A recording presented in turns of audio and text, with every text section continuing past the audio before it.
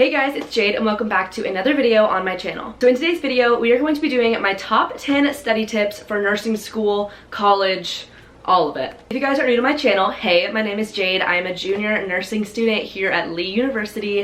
I absolutely love my program, but I will say there was a huge learning curve coming to college for how to study with nursing, and that is what I have to share with you guys today. Also, a huge shout out to Picmonic for sponsoring today's video. I'm going to talk about them a little bit later in the video because they are genuinely one of my best study tips, but thank you so much to them. If you guys are new to my channel, make sure to subscribe down below as well as give this video a big thumbs up if you want. Also, leave your questions in the comment section down below if you guys have any questions about these study tips or how to practically apply them, or if you have any video requests that you guys want to see. Also, make sure to go over and follow me on Instagram and TikTok because that is also where I post a lot of content for you guys these days, so make sure to go check those out. So I think that's going to be it for the intro, so let's hop right on in to the video. Nursing school, like I said, had a huge learning curve for me. It is just so different than anything you do in high school, and I even worked really hard and studied really hard in high school, but it's a different breed. And that is why I want to share with you guys Picmonic today. Picmonic uses mnemonics and video storytelling to help you memorize things in a quicker and easier way. Their videos are genuinely so funny and so cute, and I used them way before they reached out to sponsor me for this video, and I could not highly recommend them more. Picmonic truly saves so much time for memorization for me, just because you're able to remember things so much faster with like the little memory tricks that they give you. Picmonic is used by over 1.5 million students around the world, and it's completely free to sign up. If you do the free sign up, you're able to use one Picmonic video and quiz per day, but you also can have an unlimited premium membership that you can get 20% off on if you use my link in the description box down below. Even if you guys don't know if Picmonic is going to be helpful for you, make sure to click that link down below just to see what it's about and see if you would like it and try that free trial that I was talking about. Again, a huge shout out to Picmonic for sponsoring today's video. Truly, they are the best. I do not promote things that I don't already use myself and don't already love. You guys know that. So make sure to check them out in the description box down below. My second tip for you guys as far as nursing school study tips goes is memorization and then application. I think it's so easy when we were in high school, even in our prereqs. It really was just memorizing as much information so that you could recall it on the test. But nursing school, it isn't like that. Nursing school is all application. One thing that a professor said to me, and I was just like, wow, this is so incredibly true, is there's a nurse in every question. So it's gonna be asking things like, what would the nurse do? What would the nurse prioritize? What would the nurse anticipate? What drug would the nurse administer? What provider order would the nurse anticipate getting?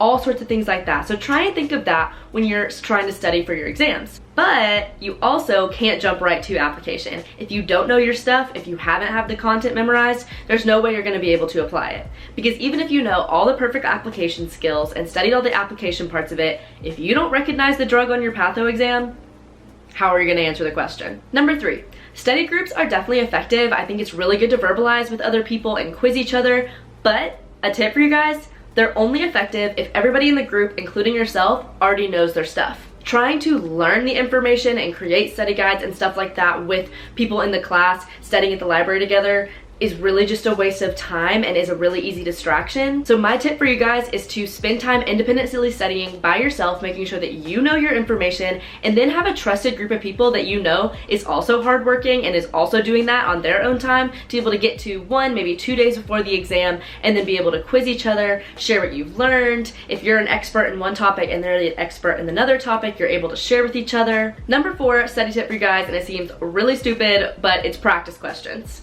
Again, one of the biggest humps for me to get over when I got into nursing school was learning how to do these NCLEX style application questions, and really the only way you learn how to do it is by practicing it. I think practice questions, whether or not you use a software that your school provides you through like online textbooks or even the quizzes that they have on Picmonic, it allows you to see how the information that you're learning, all the things that you just memorized, can be testable. Because I think there's a difference between understanding just memorizing something on a sheet and also knowing, well, how's that going to be asked or tested in a question. And so for me, practice questions are a really, really good way to get my mind turning on how could they possibly ask about this content on the test. Number 5, this one is taking a little bit of a turn and isn't necessarily a study tip, but honestly, it's probably my biggest tip for nursing school. Comparison and fear are truly your biggest enemies. My second semester, sophomore year of nursing school was absolutely my hardest. I was not mentally in a good place the entire semester because I struggled so much with these fears of inadequacy, these fears of failure, comparing myself to the students around me or my friends in the program. and it pretty much ate me alive. In moments when I find myself crippled by fear and anxiety, and we can't always control those things, are the moments that I feel like really are pulling me away from studying and learning the material the most. So the biggest tip I have for you guys is find things and good coping mechanisms that you can do to help with that fear and anxiety in comparison, because truly it is so real in nursing school, and the sooner you can learn to deal with that and manage that better, the better you will do in nursing school and the more you will just enjoy the experience. My sixth tip for you guys is to spread out studying.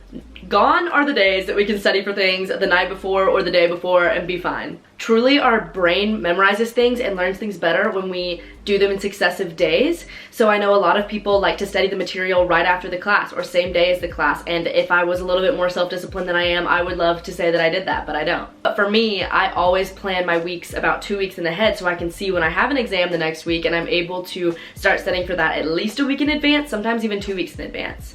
And do it in small chunks. It'll also help with that fear, that inadequacy, that stress management I was just talking about, to work at things in smaller chunks rather than cramming all the night before. This allows your brain time to rest, time to process, and get that memorization done, so then you're able to focus on the application part when you get closer to the exam. Number 7 is also a little bit interesting of a study tip, but it's to be involved on campus and be doing things outside of nursing school.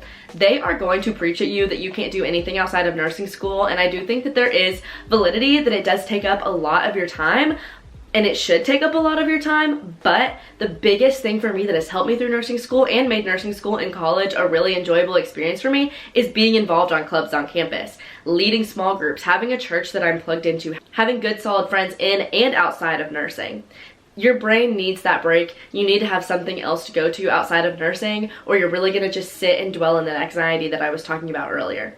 So as you guys can see, I am in a Greek club on campus here at Lee, and I absolutely love it, among other things on campus. And if you guys wanna hear more about campus involvement and how to balance nursing school and campus involvement, I could make a whole video on that one. Number 8, bridge together concepts.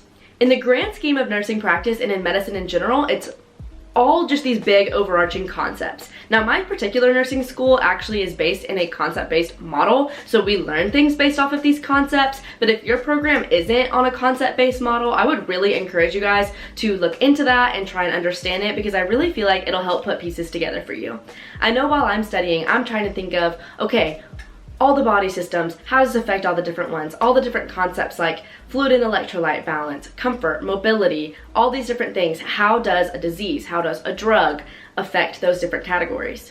Also, even just concept mapping in general. So you start with your big circle in the middle of diabetes, and then you can have all of the different branches of diabetes and the complications and the assessment and how all those pieces work together. And you could just see, I think for me, seeing how everything can fit together under these concepts as a very conceptual learner helps it make sense to me, and also helps when I get on a test and I see a question that I don't necessarily immediately know the answer for. It develops that nursing judgment that they're trying to get you to learn in nursing school, to be able to make decisions. Because ultimately, like I said, especially in the test setting of nursing, especially what the NCLEX is going to be like one day, it truly will be using this nursing decision making and judgment that they are trying to develop in us. And so if you can think of things as these holistic concepts, it makes it way easier to answer a question that you might not know all of the content on. Number 9, this is my study tip, or at least how I do it for taking notes and studying outside of class. So inside of class, I have a little iPad, or I used to print them out before I had an iPad, and I would pull up the PowerPoint that the teacher's going over, and I just write all the additional things that she says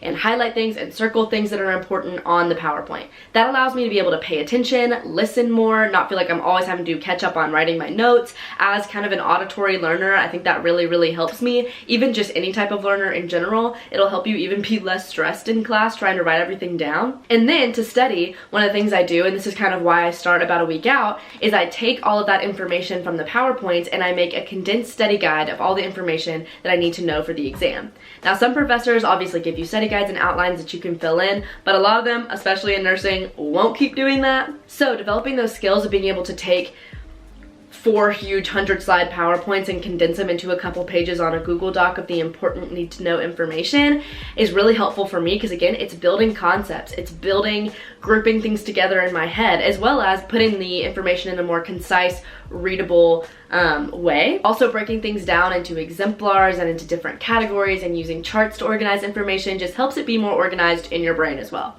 Now, my last tip for you guys, number 10, is to teach it back to someone, or even to just say it out loud. Now, for me, I know I don't always teach it back to someone else directly, because who wants to sit through me ranting about a nursing lecture?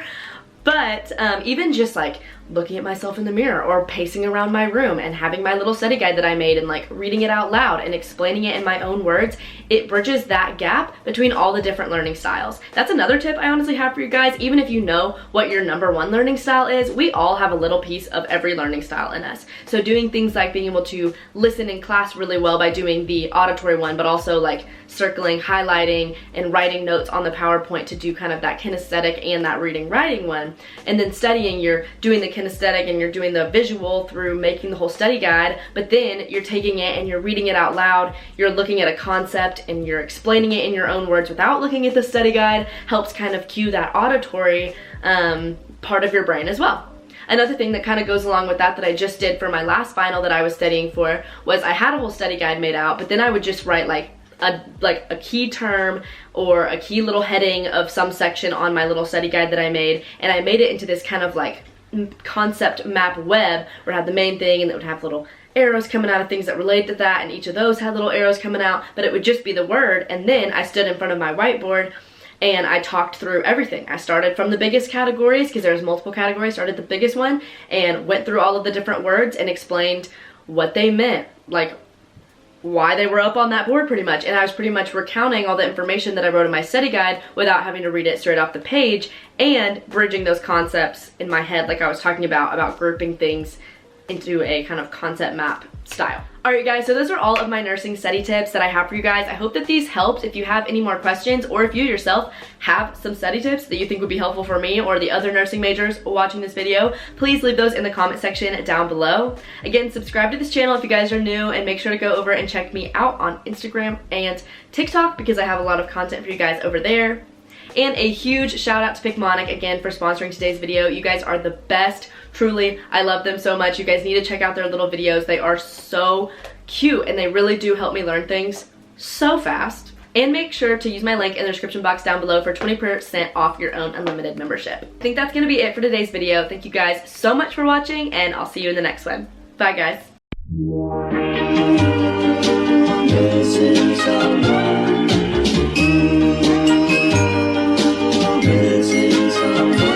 Missing someone